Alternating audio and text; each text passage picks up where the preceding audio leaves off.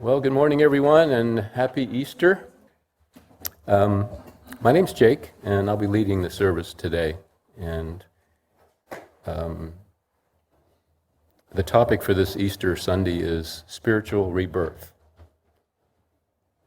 And there's a quote that says, "It is only when we wake from dreams that we know we have been dreaming. Similarly, this life may be realized as a dream only when we awake in cosmic consciousness."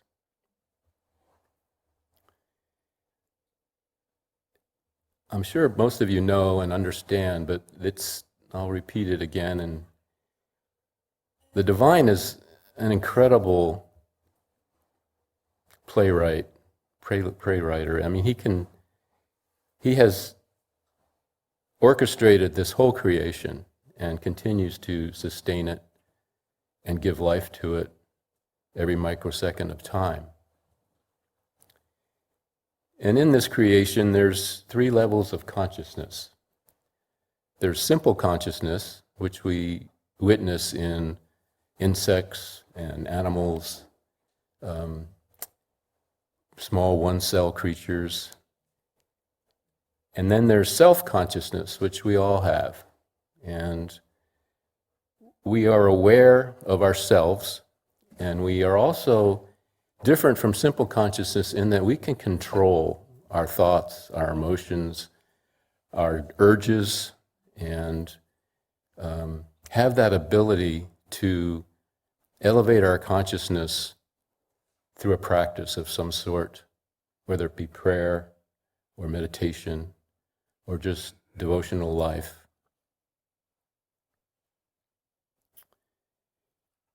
Our founder, Norm Paulson, who experienced cosmic consciousness, often said that cosmic consciousness, which is the third level of consciousness, is 180 degrees away from self-consciousness. So it's really hard for a person with self-consciousness to imagine what cosmic consciousness is, because it's just so opposite of what we're experiencing every day.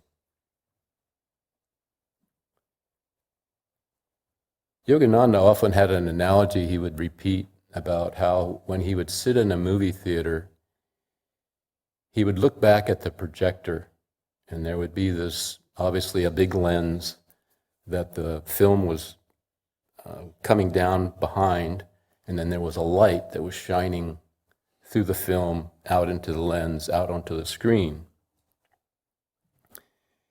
And he related that to exactly how the creation is, in that the divine spirit is behind the images and has created. The first thing we read in the Bible is, "Let there be light." And that light is like the lens and the light behind the projector. And all the images that the Creator imagines gets projected through that lens, through that light, out into creation. And that light has often been called the Christ light. It's often called the great central sun because it exists in the center of creation. And it's the source of all life forms and all images and everything that we can possibly imagine.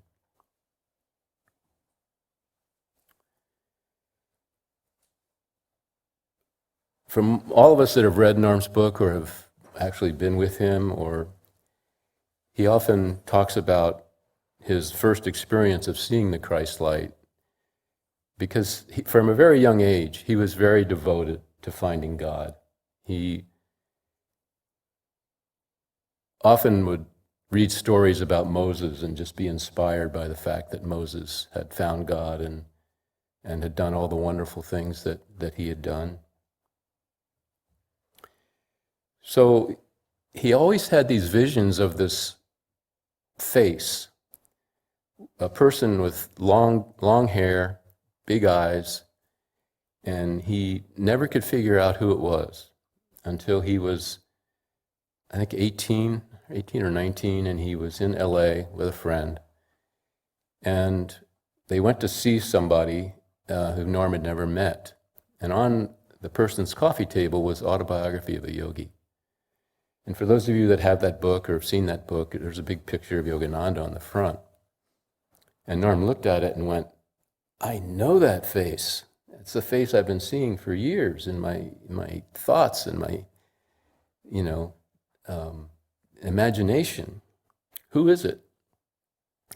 So he explained who he was, and Norm said, where is he? And he goes, well, he's right here in LA. And he goes, really?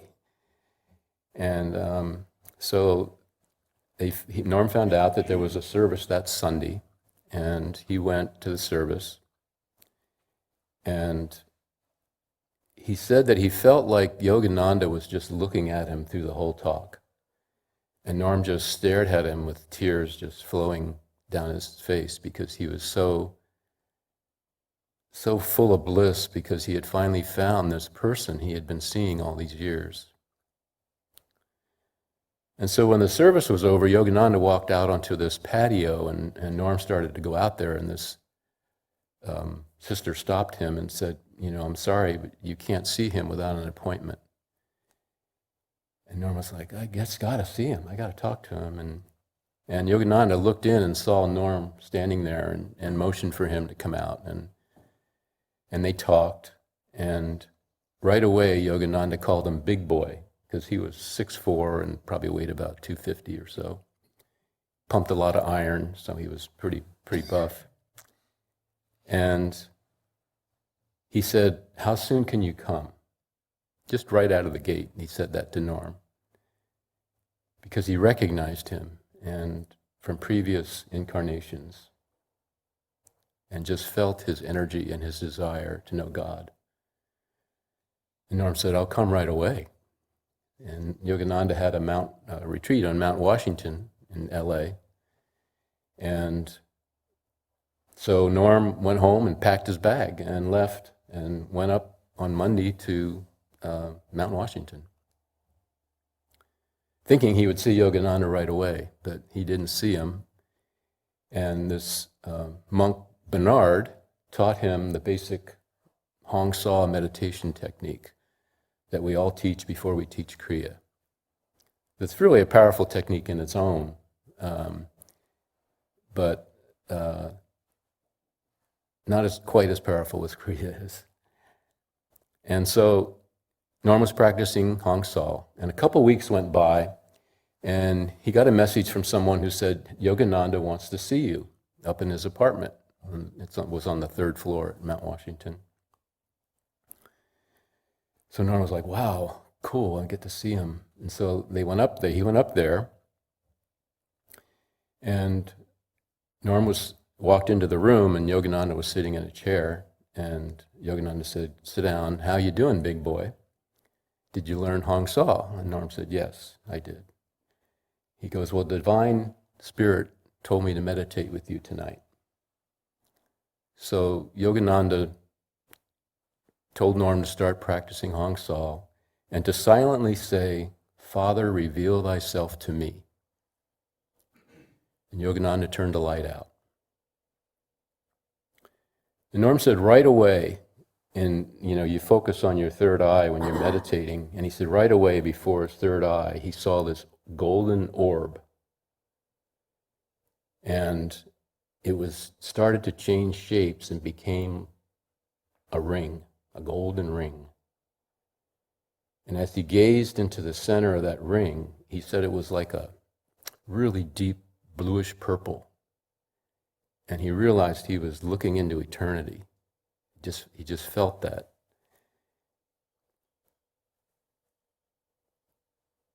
And all of a sudden he saw this pinprick of light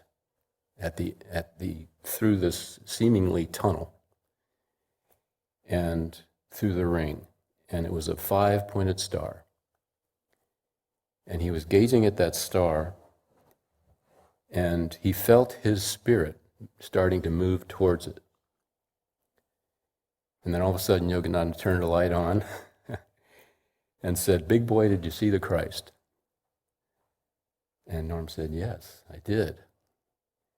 And Yogananda said, you must penetrate the star at the end of the tunnel. If you succeed, you will be with Christ forever. So Norm stayed at Yogananda's for probably about 5.5 years, and with Yogananda's blessing, and Yogananda had often talked about wanting a center in Santa Barbara, Norm left and moved up to Santa Barbara, continuing his Kriya practice and trying to just grapple in the world with all the things that he had learned at Yogananda's, which was really different than the real world was at that time. And you can read in Norm's autobiography that he had this amazing experience of cosmic consciousness. And it was really a really amazing experience that he describes. And he often talked about that after he had that experience for about a week or 10 days, he just felt like when he would walk, his feet were going into the earth, and he just felt so out of it as far as the third dimension goes. And the first question one asks themselves when after cosmic consciousness, is this a reality or am I experiencing delusion? This is very, very true for anyone that has even had a vision. If you've had a vision in meditation and you come out of that back to the present and you go, was that real? Was that my imagination? And it's very interesting when you start experiencing these things. Well, the problem was nobody wanted to hear Norm. This was in the 50s, early 50s, and he wanted to talk to people about his experience. He wanted to talk about God, meditation, and nobody wanted to listen to him. And he was very lonely. And he found this book that was published in 1900 called Cosmic Consciousness by Maurice Bucke. And what Bucke did was he noticed throughout history there have been different soul travelers who have had a change of consciousness at some point in their lives. And he thought that was interesting, and so he started to document that. And if you get the book, it's pretty interesting because a lot of the people he just uses initials for, but there's other people he actually has their name written. And obviously he has Moses as an example, Buddha, Muhammad, Jesus, Paul, Walt Whitman, and so many others. It's a very interesting book because each experience is a little different with each person that he documents. But he really talked about how you can see the changes in Walt Whitman's writings from before he had cosmic consciousness than after. And Norm just really loved Walt Whitman. He had his book and he just really read his poetry a lot. And Walt Whitman called cosmic consciousness my soul. And there's a number of poems that he'd written where he talks about my soul as separate from him. There's one line that I found that he talked about where he says, I know I am deathless. I know this orbit of mine cannot be swept by the carpenter's compass. All goes outward and onward. Nothing collapses. And to die is different from what anyone supposed, and luckier. So Bucke talked about how, as he did these studies, that the frequency of people becoming cosmic consciousness was increasing over the years. And he said that the world populated with those possessing cosmic consciousness will be far removed from the world today, as this world today is far removed from the world of simple consciousness. So today we're celebrating Easter all over the world. People are celebrating Easter. And as we all know, it's the story of the resurrection of our brother Jesus. And Yogananda said, in those days, they comprehended only that Jesus was dead and then he was alive.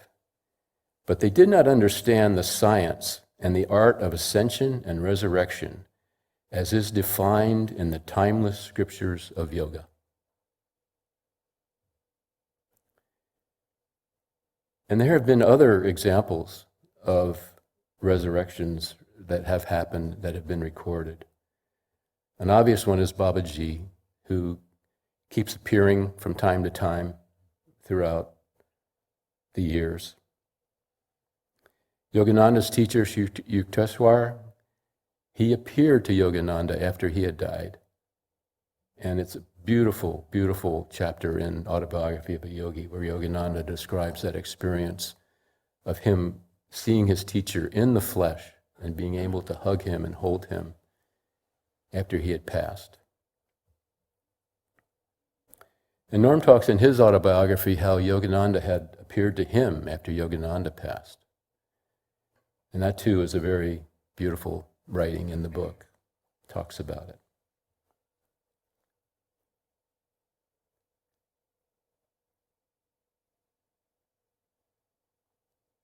Yogananda said, resurrection has been well understood by accomplished yogis of India since the dawn of the highest ages. Jesus himself was a realized yogi.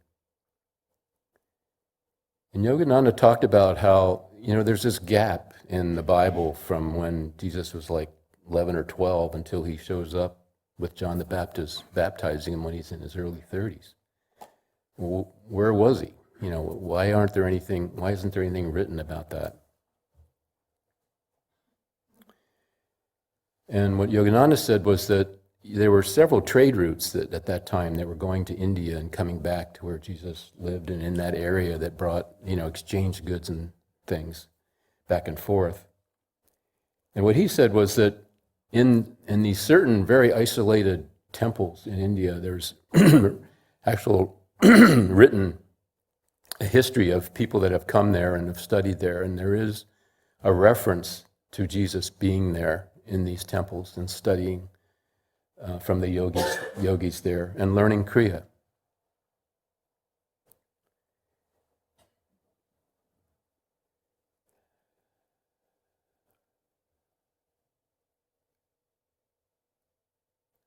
So when Jesus achieved cosmic consciousness, he started that ministry that is so well documented in the Bible. And really led a life that was a real example to all of us in that even though he was severely persecuted and beaten and yelled at and spit upon, he said, "Father, forgive them, for they know not what they do."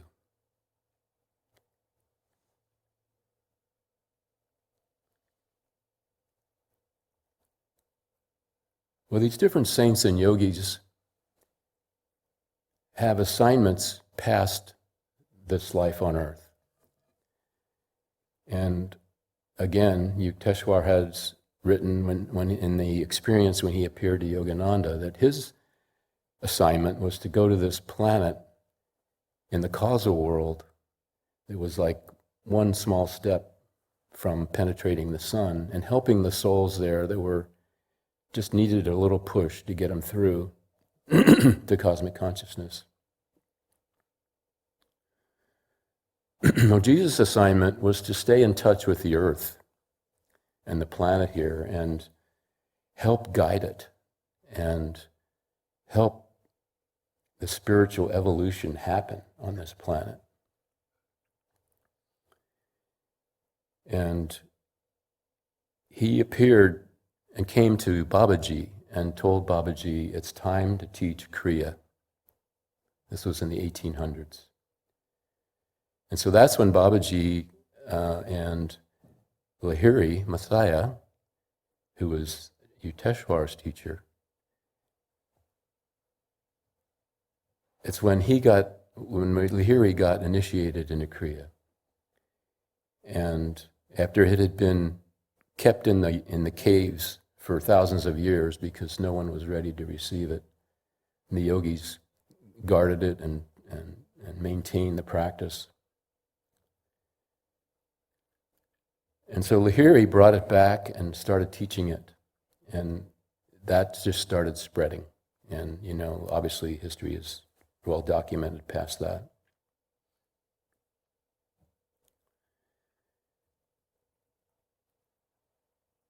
Yogananda said, as soon as one frees the soul from physical, astral, and ideal bodies, he can merge with the formless absolute or experience oneness with the great light of the universe. That is the light of the infinite Christ, the God essence and sustenance of all creation. It can only be achieved by persistent practice of scientific methods of penetrating the spiritual eye.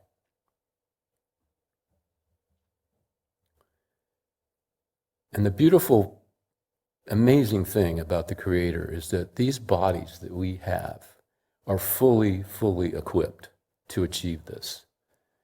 We don't have to, go to the moon or go to Mars or go to India. It all can be achieved because it's all within us. We have all the facilities within us to achieve it. And it just takes dedication and practice.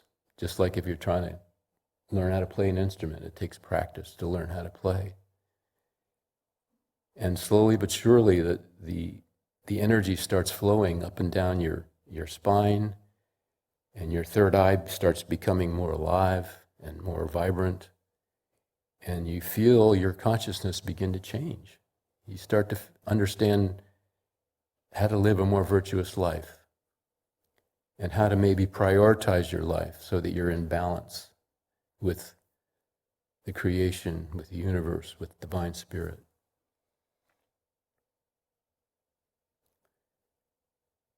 And that's the whole purpose Sunburst is here, is to help all soul travelers who are interested start that journey in their lives.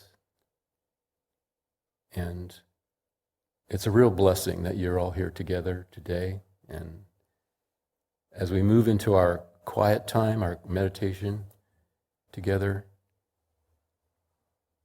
just remember that simple experience that Norm had, just practicing the breath, moving up and down the spine, and concentrating on a point out here with the third eye, eyes closed. And if you feel moved, say, Divine Spirit, reveal thyself to me. And we'll all sit together and feel that presence. Let's chant Om together.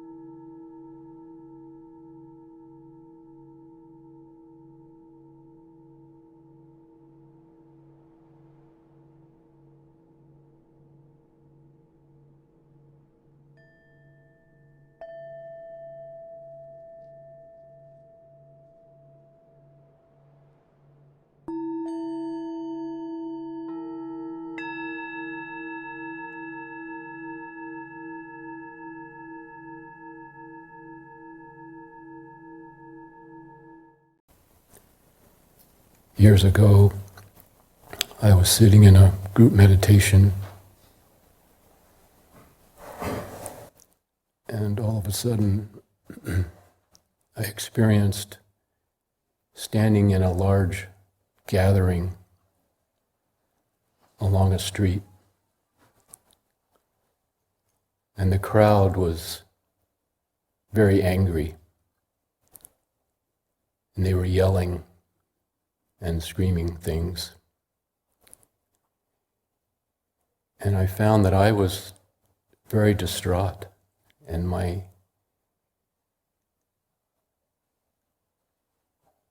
eyes were just flowing with tears.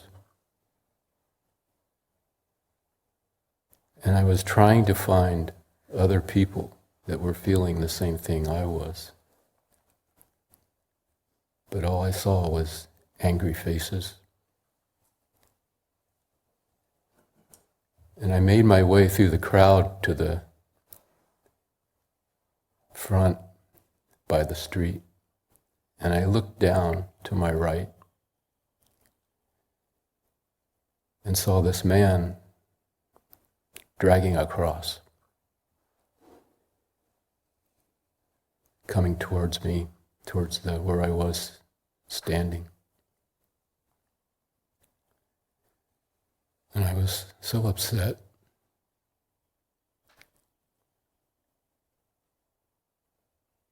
And as he got closer, I saw the bruises and the crown of thorns and the other various signs of being beaten.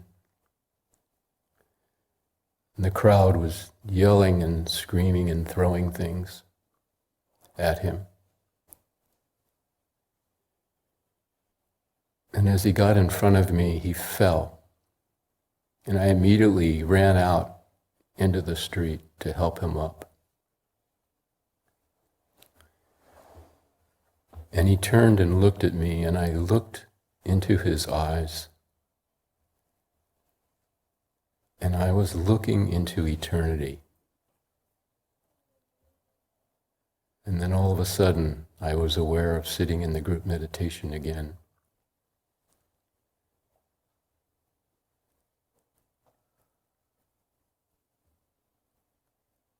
It's described in autobiography of a yogi that Yogananda had a talk he had to give. And right before the talk, the photographer took a picture of him. And right as the talk ended, he fell and passed. And I've always enjoyed looking at that picture because if you look at his eyes, you're seeing eternity.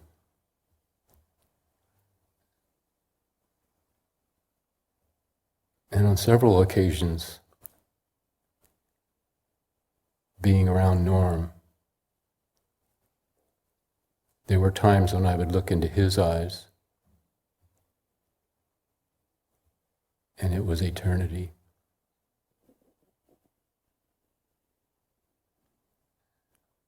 The eyes are the windows of the souls. There's different stages of enlightenment, and it's associated with the sound of Om.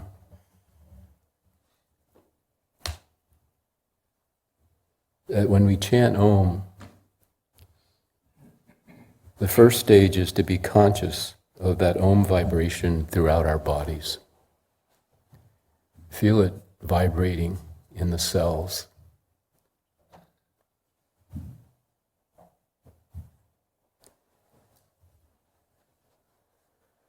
The next level is our consciousness becomes identified with the Om vibration beyond the body and throughout the universe. Just feel that vibration just emanating outward.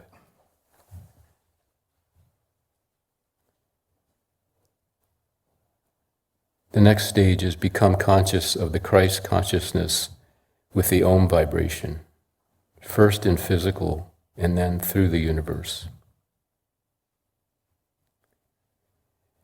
When you have achieved oneness with that consciousness everywhere, you have attained Christ consciousness.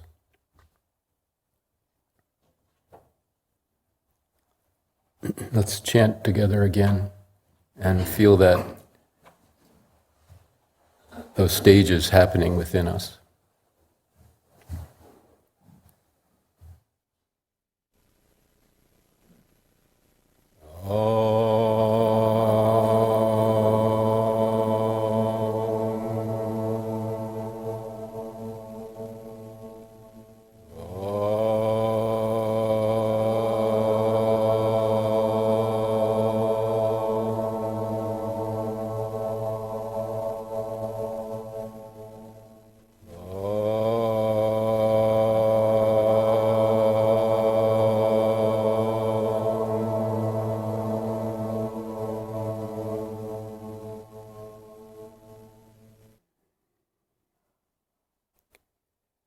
Remember the clear light, the pure, clear, white light from which everything in the universe comes, to which everything in the universe returns. The original nature of your own mind, the natural state of the universe unmanifest. Let go into the clear light. Trust it. Merge with it. It is your own true nature. It is home.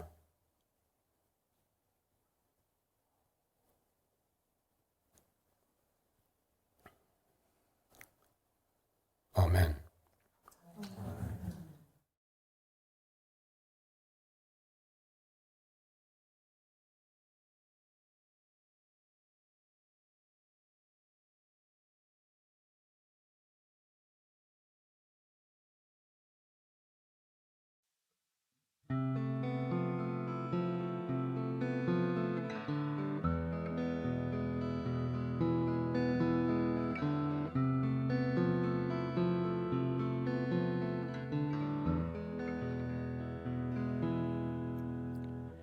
Marvel not when I say you must be born again, born of the Spirit and the water,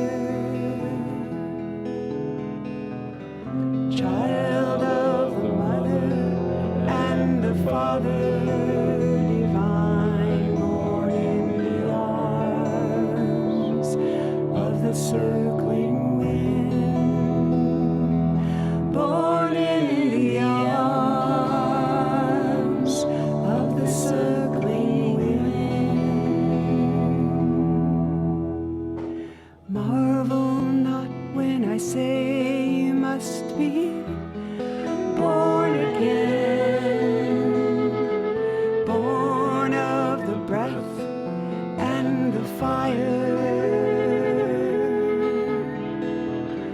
child of the holy desire, come forth within, come forth within,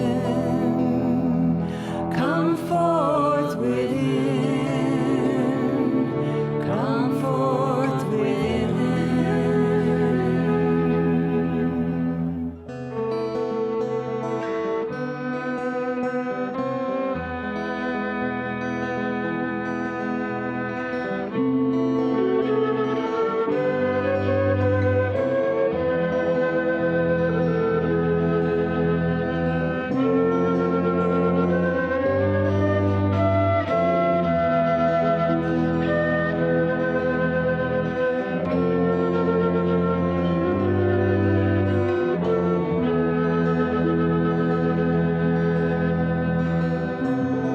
Deep in the silence shines the sacred light, watching and waiting for every soul.